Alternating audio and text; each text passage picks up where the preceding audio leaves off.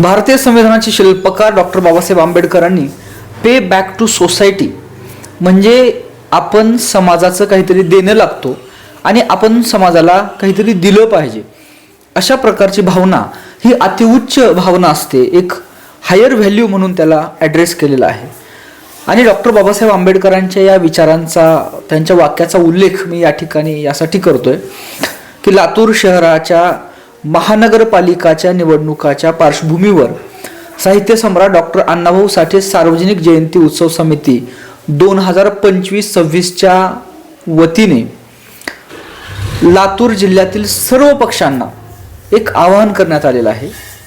यासाठी एक निर्धार पत्रकार परिषद सुद्धा घेण्यात आली आणि त्यांचं म्हणणं असं आहे की मातंग समाजाला येणाऱ्या स्थानिक स्वराज्य संस्थांच्या निवडणुकामध्ये आणि खास करून महानगरपालिकेच्या निवडणुकामध्ये सगळ्या पक्षांनी जास्तीत जास्त उमेदवारी द्यावी ही त्यांची प्रमुख भूमिका आहे. आपल्यासोबत साहित्य सम्राट डॉक्टर अण्णाभाऊ साठे जयंतीचे अध्यक्ष सचिंद्रजी कांबळे आहेत. सर, खूप खूप स्वागत आहे आपलं महाराष्ट्र जीवन न्यूज चॅनलमध्ये. नमस्कार सर. ज्या पद्धतीनं आता मी प्रस्तावनेमध्ये मांडलेलं आहे की आपण म्हणताय येणाऱ्या महानगरपालिका निवडणुकामध्ये मातंग समाजाला जास्तीत जास्त जागा मिळाव्या, तर या पाठीमागची तुमची नेमकी भूमिका काय आहे? का मागताय जास्त जागा तुम्ही?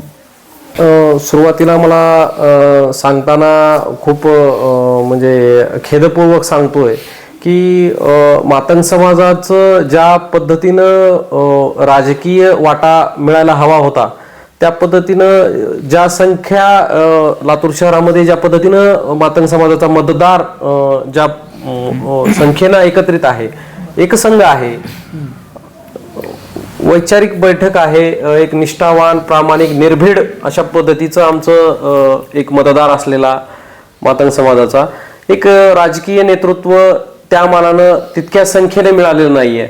उमेदवारीच्या स्वरूपात ज्या पद्धतीनं प्रतिनिधित्व मिळायला हवं होतं ते आजपर्यंत मिळालेलं नाहीये. आम्हाला प्रामाणिक अपेक्षा आहे की सर्व पक्षीय नेत्यांना या निमित्तानं नम्र विनंती आहे की आपण नक्कीच मातंग समाजाला एक जास्तीत जास्त प्रमाणात उमेदवारी स्वरूपात प्रतिनिधित्व देऊन एक समाजाच्या उन्नतीसाठी एक चांगली संधी उपलब्ध करून द्याल यासाठी आमची सर्वांची या ठिकाणी मनपूर्वक त्यांना विनंती आहे.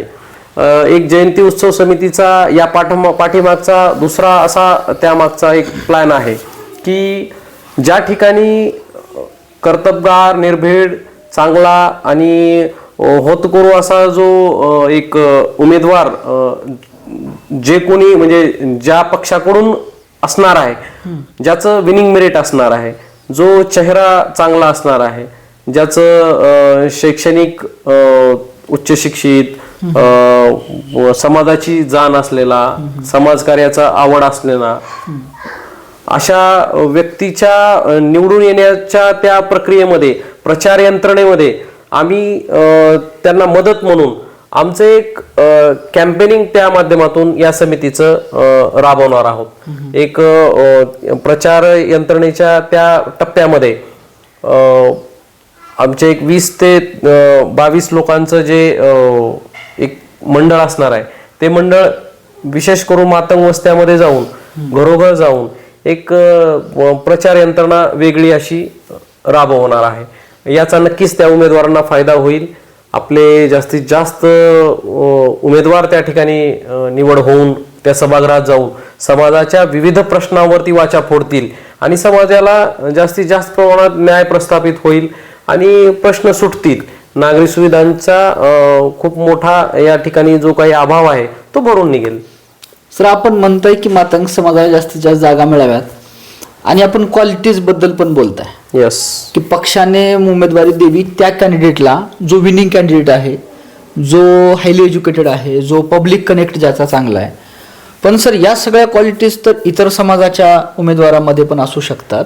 आणि माझा आणखी याला लागून एक असा प्रश्न आहे की आजपर्यंत कुठल्याच पक्षाने मातंग समाजाला उमेदवारी दिली नाही किंवा मातंग समाजाचे लोकप्रतिनिधी महानगरपालिकेसारख्या किंवा तत्कालीन नगरपालिकेसारख्या सभागृहात गेले नाहीत, अशातलाही भाग नाही. मग आज आपण हिरहिरीनं इतकं का मांडताय? का तुम्हाला असं वाटतं की मातंग समाज हा राजकीय खूपच मागास आहे म्हणून? नक्कीच, कारण मतदारांची संख्या असेल आणि त्यामध्ये निवडून येण्याचं जे प्रमाण आहे, आपण बघा लातूर शहरामध्ये जे मागासवर्गीय बहुल प्रभाग आहेत, ज्यामध्ये प्रभाग 1 असेल, 2 असेल, 3 असेल, काही अंशी 4 आहे, 5 मध्ये बहुल प्रमाणात 7 मध्ये असेल, गंजगोलाई वरील भाग त्यामध्ये प्रभाग क्रमांक 11 असेल, 12 असेल, या ठिकाणी मेजॉरिटीनी जास्तीत जास्त प्रमाणात मतदार त्या ठिकाणी उपलब्ध आहे. आणि त्यातून समाजाचे काही विशिष्ट प्रश्न आहेत, समाजाचे काही जे काही अंतर्गत जे काही विकासाचे मुद्दे आहेत, त्यांना कुठंतरी नागरी समस्यांना तोंड देत आहेत समाज बांधव. त्यांना त्यांच्या हक्काचा, त्यांच्या घरातला, त्यांच्या जवळचा, त्यांच्या समाजाचा आणि त्यांचा आपुलकीचा असा एक चांगला चेहरा त्या ठिकाणी प्रतिनिधित्व करणारा त्या सभागृहामध्ये असा उपलब्ध करून पाहिजे. आणि तसं झालं तरच त्या लोकांना न्याय मिळेल आणि त्या लोकांच्या मतदानाचं कुठेतरी चीज होणार आहे. आणि त्यांची ती इच्छा विविध माध्यमातून समाजातील, लातूर शहरातील विविध नागरिक माझ्याशी संपर्क करून ते लोक इच्छा व्यक्त करतायत. त्यांची सर्वांची इच्छा आहे, त्यांच्या वतीने मी बोलतोय. नक्कीच सर, आपण एकीकडं मातंग समाजाला जास्तीत जास्त उमेदवारी मागताय, दुसरीकडे तुमचं असं म्हणणं आहे की पक्षांनी आपल्या जाहीरनाम्यामध्ये मातंग समाजाच्या हिताच्या काही मागण्यांचा समावेश करावा आणि जो उमेदवार मातंग समाजाच्या हिताच्या मागण्यांचा विचार करेल त्याला मतदान देण्याचा विचार आम्ही करू. तर या हिताच्या मागण्या काय आहेत मातंग समाजाच्या? मातंग समाजाचा खूप दिवसापासूनचा जिव्हाळ्याचा प्रश्न आहे. आद्य क्रांतिगुरु लहुजी वस्ताद साळवे यांचा पूर्णाकृती पुतळा, जो की महानगरपालिकेच्या विशेष फंडातून आज तागायत तयार होऊन वाट बघतोय, ज्याचं की म्हणजे फक्त प्रतिष्ठापना करायची राहिलेली आहे. त्यासाठी जागा निश्चित करण्याचा जो विषय आहे, तो विषय महानगरपालिकेने ठराव घेतला, पण तो ठराव घेत असताना त्याला त्या प्रस्तावित जागेला थोडीशी बगल देऊन जागा चेंज करण्याचा त्या ठिकाणी प्रयत्न झालेला आहे. त्या ठिकाणी आपल्याला ती जागा म्हणजे आद्य क्रांतिगुरुजी लहुजी वस्ताद साळवे चौक, जो की पूर्वी मिनी मार्केट चौक म्हणून ओळखला जायचा, बाजूला असलेल्या गार्डन मध्ये जरी जागा उपलब्ध करून मिळाली छोटीशी, तर ते तरी सुद्धा ते एकदम योग्य राहील. आणि समाजाच्या जिव्हाळ्याची मागणी आहे, ही एक मागणी झाली. त्यानंतर पूर्णाकृती डॉक्टर अण्णाभाऊ साठे पूर्णाकृती पुतळ्याच्या शेजारील अतिक्रमण मुक्त जी जागा आहे, त्या जागी पार्किंगसाठीचं जे काही आरक्षण, सरकारी आरक्षण पडलेलं आहे, त्या ठिकाणी डॉक्टर अण्णाभाऊ साठे यांच्या नावाने ती जागा आरक्षित करून समाज उपयोगी कार्यासाठी त्या ठिकाणी ती जागा आरक्षित करून मिळावी. हा एक जिव्हाळ्याचा प्रश्न पूर्ण लातूर शहरातील समाज बांधवांचा राहिलेला आहे. मागासवर्गीय भागामध्ये कबाल्यांचा काही प्रश्न आहे, त्यांच्या मालकी हक्कात ती जागा वर्ग करून देण्याचा तो जिव्हाळ्याचा प्रश्न खूप दिवसापासून प्रलंबित आहे. त्यासाठी आमदार अमित भैया देशमुख साहेबांनी सुद्धा विधान परिषदेमध्ये तो मुद्दा उचलला. त्यासाठी मी त्यांचंही सुद्धा या माध्यमातून, आपल्या माध्यमातून खरंच त्यांचं अभिनंदन आणि कौतुक करेन की त्यांनी स्वतःहून त्या ठिकाणी ती मागणी उचलून धरली आणि ते पटलावरती विधानसभेच्या तो मुद्दा मांडला. हे सुद्धा खूप चांगली गोष्ट आहे. असेच आणखीन बरेच म्हणजे नागरी सुविधांचा अभाव मातंग वस्त्यामध्ये आज तुम्ही जर नजर मारली, थोडंसं एक फेरफटका जरी आपण केला तरी आपल्या लक्षात येईल की नागरी सुविधांचा किती अभाव आहे. त्या ठिकाणी नाली असेल, रस्ता असेल, स्ट्रीट लाईट असतील, त्या ठिकाणी पथदिवे असतील, आणि यामुळे एक गुन्हेगारी, शैक्षणिक वातावरण नसल्यामुळे एक गुन्हेगारीचं प्रमाण वाढलेलं आहे. त्यावरती आळा म्हणून आपल्याला या सगळ्या गोष्टींकडे गांभीर्याने बघणं आवश्यक आहे. आणि शैक्षणिक वातावरण निर्माण केलं तरच तिथं कुठंतरी उन्नती आणि प्रगतीचा मार्ग दिसून येईल, नाहीतर असंच मग दुर्गती आहे. त्यासाठी आपल्याला या सगळ्या गोष्टींकडे गांभीर्याने बघणं आवश्यक आहे. सर, आपण ही पत्रकार परिषद आयोजित केला आहे आणि तिकीट वाटपासाठी अगदी कमी वेळ उरला आहे.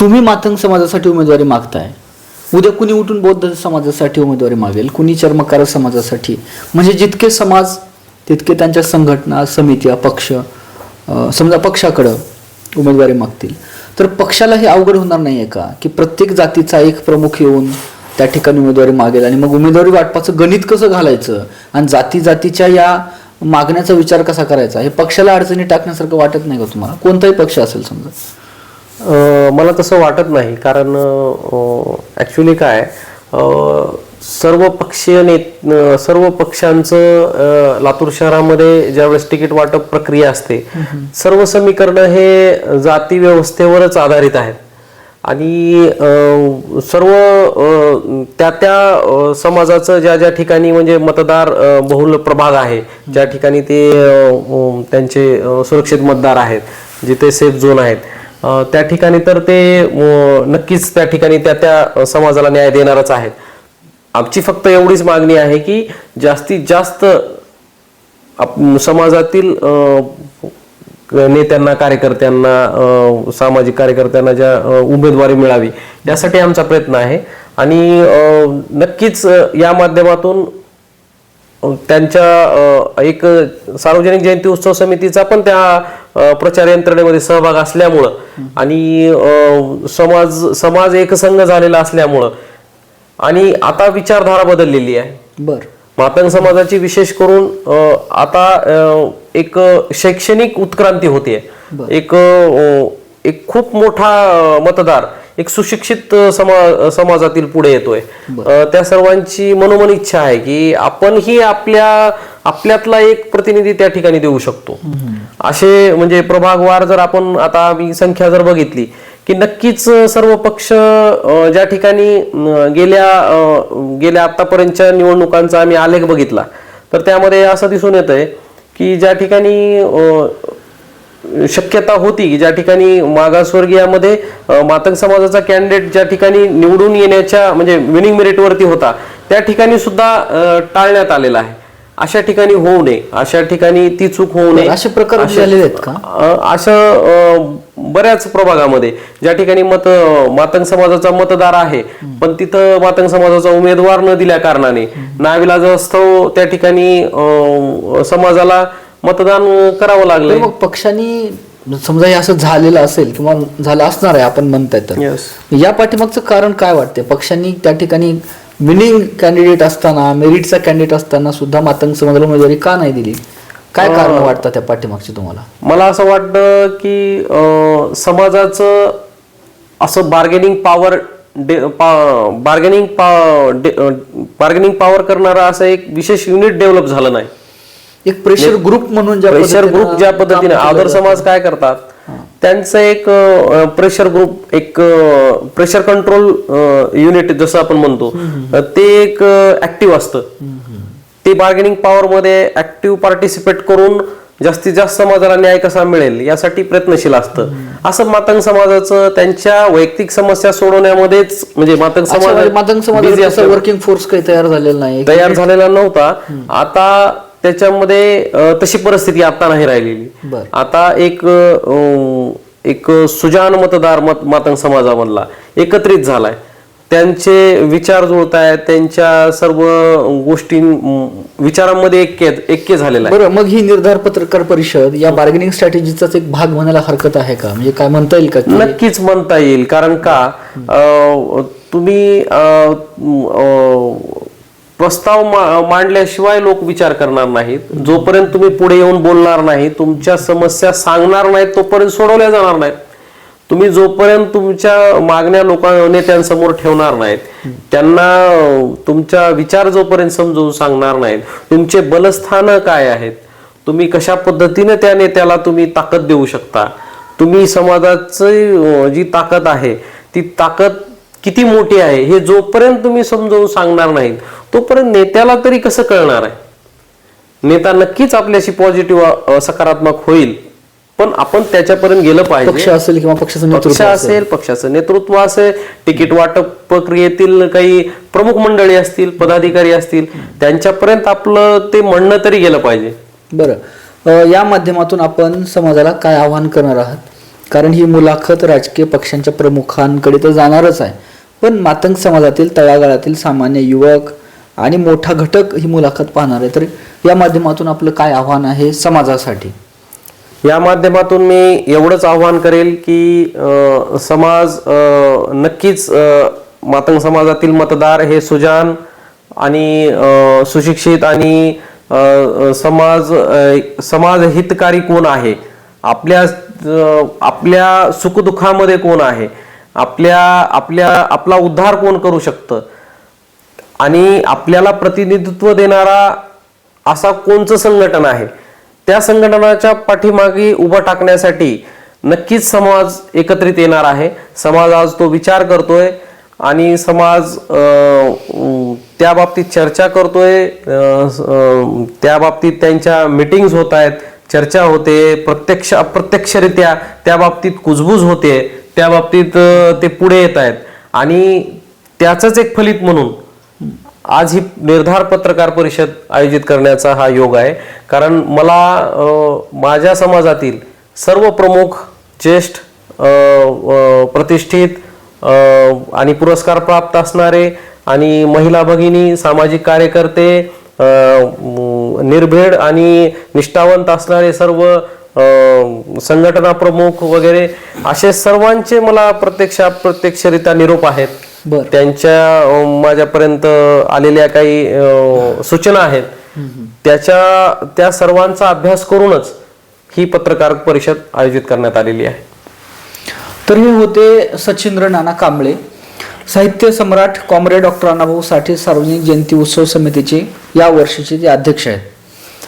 यांचं असं म्हणणं आहे की मागच्या 10 वर्षांमध्ये मातंग समाजामध्ये एक उच्च शिक्षित युवक आणि एक धडपडणारा तरुण वर्ग उदयास आलेला आहे आणि त्या धडपडणाऱ्या तरुण नेतृत्वाला प्रत्येक राजकीय पक्षाने मातंग समाजाच्या लोकसंख्येच्या तुलनेत आणि ज्या पद्धतीनं मातंग समाजाचं राजकीय प्रतिनिधित्व, पॉलिटिकल रिप्रेझेंटेशन कमी आहे, तर या मेन फ्लोमध्ये प्रत्येक राजकीय पक्षाने मातंग समाजाला राजकीय प्रतिनिधित्वाची संधी द्यावी आणि जास्तीत जास्त उमेदवारी ही मातंग युवकाला आणि जे मेरिटचे कॅन्डिडेट आहेत, जे विनिंग कॅन्डिडेट आहेत, तर त्यांना त्या ठिकाणी देण्यात यावी. आणि असं जर कोणता पक्ष करत असेल, या मागणीचा सकारात्मक पद्धतीनं विचार केला जात असेल, तर पूर्ण ताकदीनिशी आम्ही त्या पक्षाच्या त्या संबंधित नेतृत्वाच्या पाठीमागं एक समाज म्हणून खंबीरपणाने उभे राहू, अशा प्रकारचा निर्धार सुद्धा या माध्यमातून सचिंद्र कांबळे हे करताना दिसतात. मी म्हणल्याप्रमाणे तिकीट वाटपाला अगदी काही तासांचा अवधी शिल्लक उरलेला आहे किंवा आपण लवकरात लवकर लातूर महानगरपालिकेची पालिकेसाठी जे काही पक्ष तिकीट वाटप करणार आहे ती प्रक्रिया पार पडेल. तर या निर्धार परिषदेच्या नंतर कोणता पक्ष मातंग समाजाच्या उमेदवारांना जास्तीत जास्त उमेदवारी देतो आणि मातंग समाजाच्या तरुणांना राजकारणाच्या मेन फ्लोमध्ये आणण्यासाठी मदत करतो, हे पाहणं महत्त्वाचं ठरणार आहे. धन्यवाद.